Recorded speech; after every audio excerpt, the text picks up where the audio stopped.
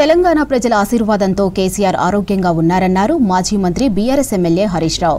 కేసీఆర్ ఎప్పుడు బయటికి రావాలో అప్పుడే వస్తారన్నారు. హైదరాబాద్ తెలంగాణ భవన్లో విజయ దీక్ష దివాస్ కార్యక్రమంలో పాల్గొన్నారు హరీష్. పాలు ఏవో నీళ్లు ఏవో ప్రజలకు అర్థమైందన్నారు. కేసీఆర్ మళ్లీ సీఎం కావాలని ప్రజలు ఎదురు చూస్తున్నారని చెప్పారు. ఇక తెలంగాణ అస్తిత్వ పరిరక్షణ కోసం అందరూ ఒక టైం మరో పోరాటానికి సిద్ధం కావాలన్నారు హరీష్ రావు. కేసీఆర్ గారు నిమ్స్ ఆసుపత్రుల్లో 11 రోజుల ఆమరణ దీక్ష, వేలాది లక్షలాది మంది ప్రజలు ఎంతోమంది వారి దగ్గరికి వచ్చారు. ఆ దీక్ష ఫలితం ఇవాళ డిసెంబర్ 9వ తేదీ ప్రకటన. ఇవాళ కొంతమంది మూర్ఖులు మాట్లాడుతున్నారు కాంగ్రెస్ నాయకులు. కేసీఆర్ దీక్షనే లేకపోతే డిసెంబర్ 9 అర్ధరాత్రి చిదంబరం ప్రకటన వచ్చేదా? దీక్ష చేయకపోతే ఢిల్లీ దిగొచ్చేదా?